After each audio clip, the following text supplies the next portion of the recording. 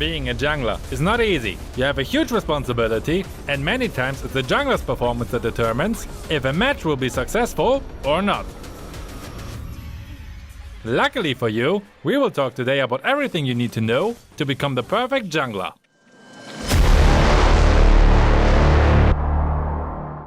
Hello my friends! Welcome back to the Ultimate Rank Up Guide series. If this is the first video that you watch from this series, make sure to check out the other ones as well. Before you ask, yes, I will talk about every role in the next videos as well. So if you haven't subscribed yet and don't want to miss it, do it now! We start with one simple rule that many players know, but there are still so many junglers out there who completely ignore this rule. So I try to say it in the nicest way possible, so everyone understands and remembers it.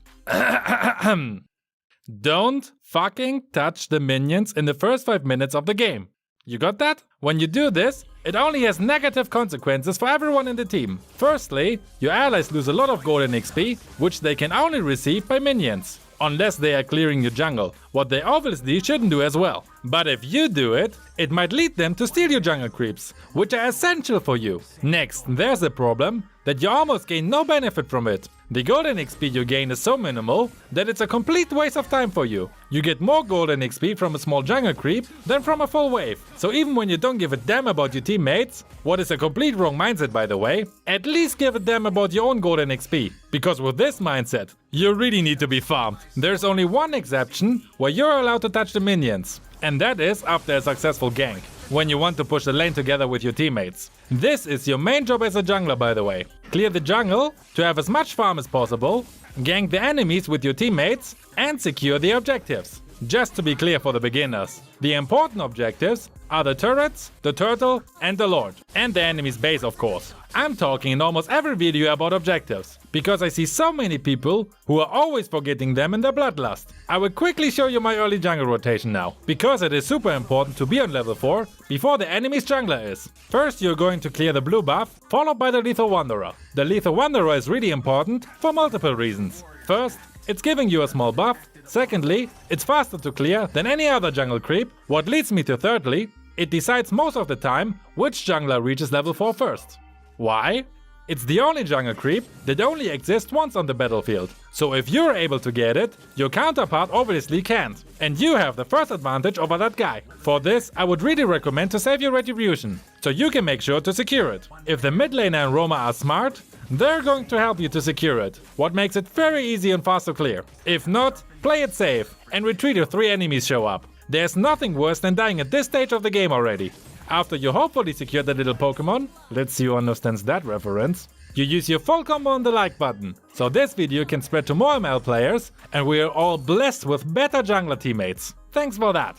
Now seriously, you move on to the teddy bear and the red buff. If you have any AoE damage skill, you can take them both down at the same time, what saves you some additional time. Time is a very important keyword here. As jungler, you have no time to waste, so use anything that you can that saves you any time. Now you're on level 4 and can start to move to the lane that is the most promising for a gank. This is also the reason why it's so important that you become level 4 ASAP. It gives you the opportunity to start the first gank. And if you're successful, you have the lead over the enemy and can start to build up your farm lead, which is obviously super important to win ganks and take the objective afterwards. A lane with a weak early game enemy is more promising than a lane with a strong early game hero, or one that has great survivor skills for example. Since the weak early game heroes are most likely strong in the late game, you can also make sure to keep that hero on the low golden XP level and not let them become your worst nightmare once the late game starts. In an ideal world, your mid lane and roamer rotate together with you, so you 3 go to a side lane and gank the poor enemy who is still alone. Just be aware, after you kill that poor bloke, the enemy is going to show up, so make sure to not get surprised by them. If you die now, all your hard work would have been for nothing. Also keep in mind that most junglers shine in the early game after reaching level 4, but fall off the cliff in the late game when the big gank starts. So once you're level 4, you have to be aggressive to give your team a huge lead before the late game starts. Now before you continue with the strategy in the game, we also need to talk about what jungler you should pick in which situation. Picking an assassin when the enemy has a bulky jungler and 2 bulky side laners is not ideal, because you can't one-shot any of those. In these situations, you should also pick a jungler that can sustain a lot. On the other hand, If they play with another assassin and a marksman on the side lane, an assassin is a better choice than a fighter jungler. That's why it's a good idea to be one of the last picks, so you can adjust your pick to the enemy. The only exception here is if your hero is a priority pick. Now let's get back into the game. Usually after the first gank is over, the turtle is about to spawn. So you should be there once it spawns and try to secure it. Always have your retribution ready for the turtle, because it's a huge waste of time when you beat it down to 1000 HP and the enemy's jungler easily collects it while just passing by. One keyword that you always should have in mind is taking objectives. Clear the jungle, especially the buffs, rotate and gank the enemies to make sure that you and your team can take the objectives. This also has the benefit that your ally has more farm than the counterpart, so they can dominate their lane. I'm saying it again, so it really sinks in. Your keyword is taking objectives. Now, some of you may say that kills are also important, but honestly, they're not.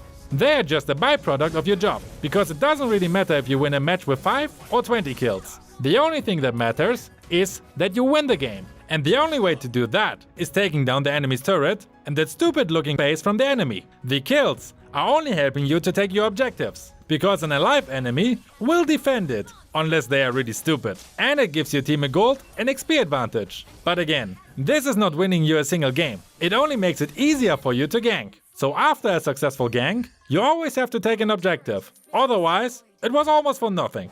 This you basically continue the whole game through. Now it's maybe also a good time to tell you what you definitely shouldn't do. Recklessly diving into your enemies without any backup from your teammates, for example, is a bad idea. As assassin, you most likely can take down any squishy hero in a 1v1. In a 1v3 though, you can kill maybe 1 or 2 enemies if you're lucky. But afterwards, you're getting beaten down by the other remaining enemies. In the worst case, you can't even take down one with you, and basically just suicide it. So don't do that. You need to be alive for the ganks together with your allies, or when the turtle is up. The opposite of this is to just farm non-stop and not taking part in any ganks. Whenever I see an assassin running around with a KDA of 000 after like 5 minutes, I'm always wondering, what is this guy doing all the time? Are you too scared to engage or what? If you don't feel confident about diving into the enemy with a squishy hero, then you shouldn't pick that role. The keyword here is controlled risk. An example. You play a Saber and hide in a bush in the mid lane. The enemy's mage is clearing the wave and has about 70 HP. On the top lane you see 2 enemy heroes and on the bot lane 1. So only 1 enemy hero is missing on the map. For me, this will be a free kill opportunity, because unless you're completely underfarmed, you can one-shot any squishy mage. Afterwards, you can start to take an objective. Maybe you can push mid, take the turtle, or rotate to the side lane. And since the enemy's mage is dead, your team has a numbers advantage now. Yes, it's always a risk diving into the enemy, but as I said, it's a controlled risk. If you see no enemies on the minimap, it's maybe not the best time to engage, because 2 other enemies could be around the corner. A little patience is required sometimes as well. The next thing you shouldn't do is not targeting the right enemies. Almost all heroes you can play in the jungle has burst damage, what means they hit the enemy one time with a huge amount of damage. This type of damage is enough to instantly kill any squishy marksman, mage or assassin. So what you definitely shouldn't do is blast all of your skills into the face of the tank. Tanks can take your full combo and will stay alive, while the enemies with burst damage can one-shot you now.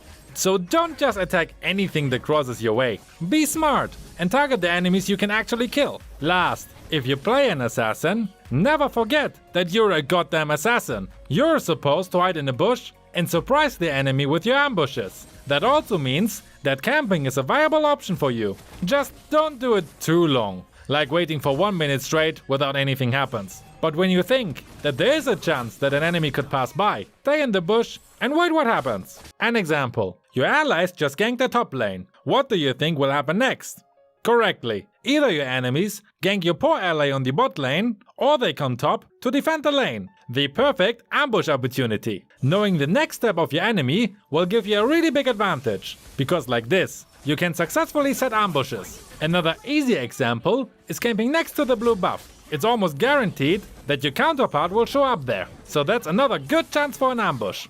Next, let's talk about ganks. When you attack, you should go in fast, deal as much damage as quickly as you can, and then get the fuck out of there. Staying in the gank is the worst thing that an assassin can do, because you're too squishy. There's also one big problem you have in the late game, when the 5v5 ganks start. Since you're so squishy, it's very easy for the enemy to take you down. So you should never be the first or second who jumps into a gank. But you also shouldn't be too late, once your tank sent up your enemies. You need a really good timing to be useful. If the enemy has a marksman or another really strong late game hero, that hero should be your focus in any gank from now on, even if it means that you die. Let's say you have a really long game and the enemy has a Layla with a full build, then she must be the one that you try to catch and kill. One good setup from the enemy's tank and your whole team might be dead, because in the late game, marksmen like her deal a crazy amount of damage. You as an assassin though have the tools to take her down. So even if you die after you killed her, it's a trade that is absolutely worth it.